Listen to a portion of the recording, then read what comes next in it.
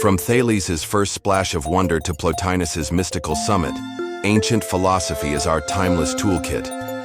Questions that shaped empires now guide our search for meaning. Dare to wonder, question everything, and build your own citadel of calm in life's storm. Welcome to Bookscape Epic Reads, where we dive deep into the world of popular books, exploring timeless classics and modern bestsellers alike. Join us for in-depth reviews, insightful discussions, reflections. Let roll.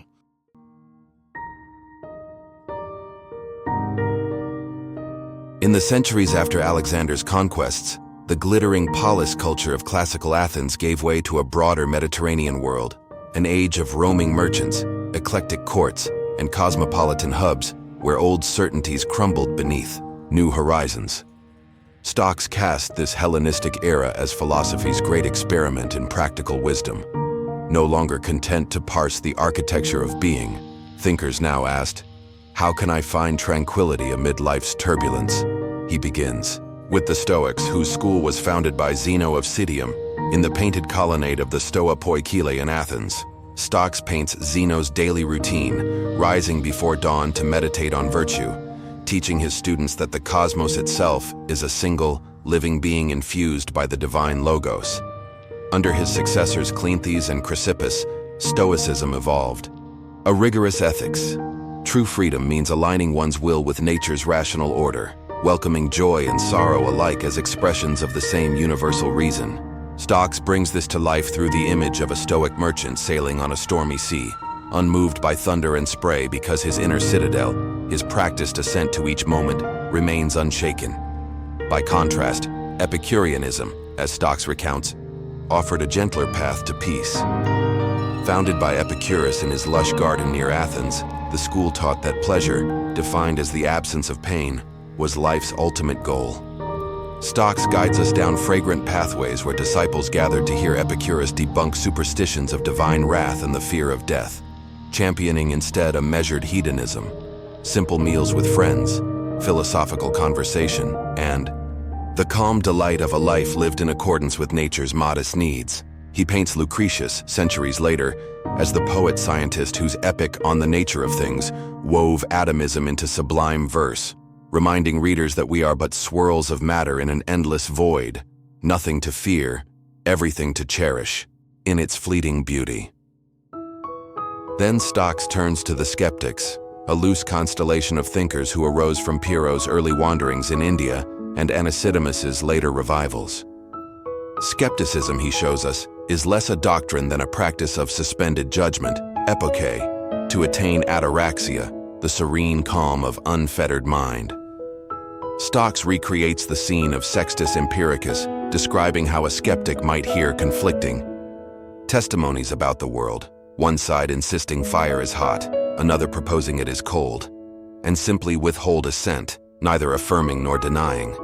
In that refusal, the mind escapes the torment of dogmatic clashes, finding rest in uncertainty itself. Throughout this survey, Stocks stresses that these schools were not isolated monoliths, but participants in a vibrant dialogue. He describes heated debates held in Alexandria's library and in Rome's public gardens, where Stoics and Epicureans clashed over the nature of providence, and skeptics challenged both to justify their claims. These exchanges shaped the contours of later Roman thought, Epictetus walking as a freedman tutor in Nero's city, Marcus Aurelius dictating reflections on duty and fate from his imperial tent, and Cicero translating Greek debates into Latin, treatises that would echo well into the Middle Ages.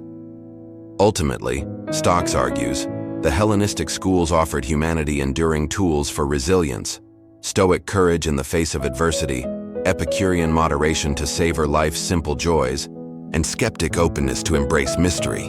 Their collective legacy reminds us that philosophy's highest aim is not abstract truth alone, but the art of living well, cultivating an inner sanctuary of peace in a world in constant flux.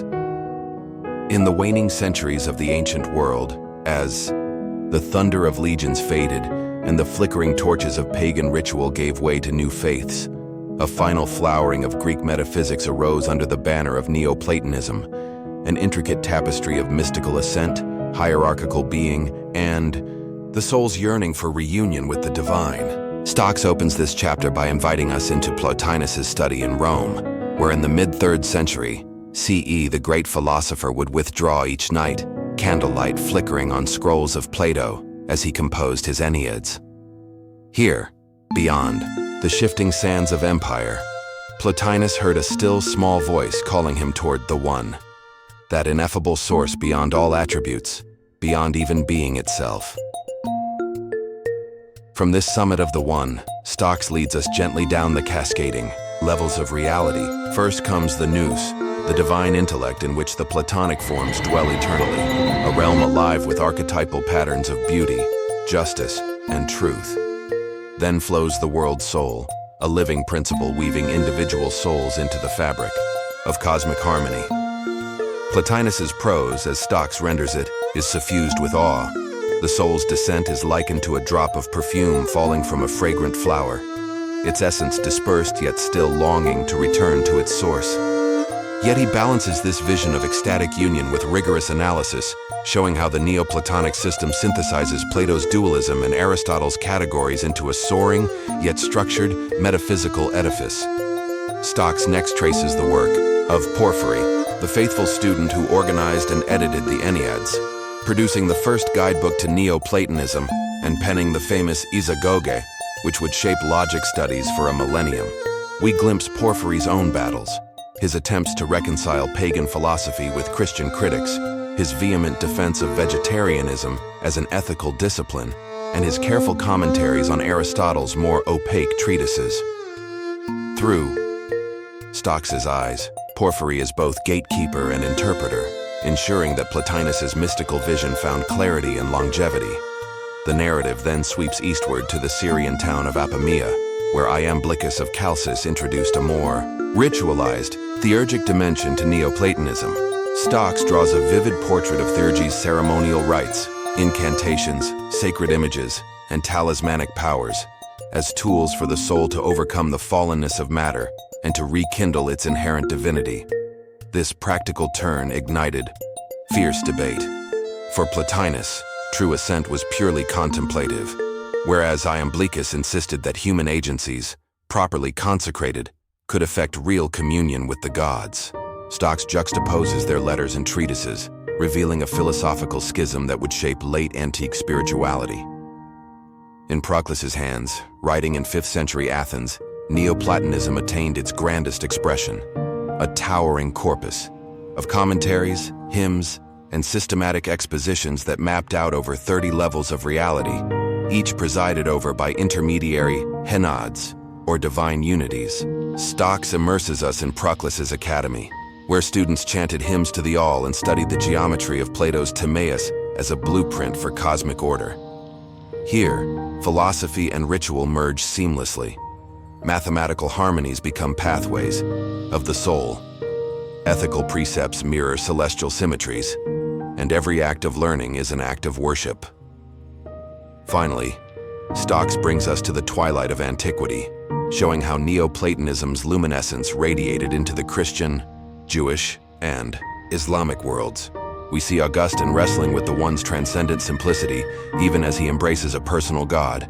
We encounter the Sefer Yetzirah's mystical speculations on emanation, and we glimpse the falcons of Baghdad's House of Wisdom, where Al-Farabi and Avicenna assimilated Neoplatonic hierarchies into Islamic cosmology. Stocks closes by reflecting on this tradition's enduring legacy: the medieval monadology, the Renaissance Hermetic revival, and the Romantic poets' evocations of the infinite. Through this sweeping, richly detailed narrative, Stocks demonstrates that Neoplatonism was not a mere footnote to classical philosophy, but its final great crescendo, an intricate symphony of transcendence, intellect, and soul that would echo down the corridors of Western and Near Eastern thought for 15 centuries and beyond. As the final echoes of ancient debate fade into the distant hum of medieval monasteries and Islamic madrasas, we pause to trace the living thread that connects the bold inquiries of Thales's watery principle to Plotinus's ineffable one. Stocks reminds us that the story we have followed is more than a catalog of doctrines. It is the saga of human curiosity and resilience, of minds that dared to look beyond the flicker of temple fires and ask, what holds the cosmos together? And how shall we, finite creatures, orient our souls toward the good? In this, closing coda, we witness the full arc of a tradition that began in seaside marketplaces and reached its zenith in candlelit chambers where scholars contemplated the nature of being and the ascent of the soul.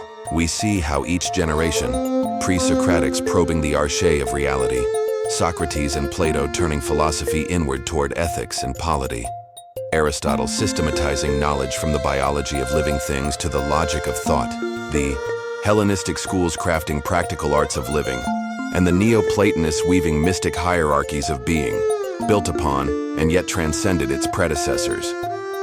Stocks guides us to recognize the fractures as well as the continuities, the tension between flux and permanence that spurred metaphysical innovation, the challenge of grounding political ideals in messy human affairs, the oscillation between rational scrutiny and soulful longing that fueled Neoplatonic ascent, and the ever-present task of translating abstract insight into a life well lived.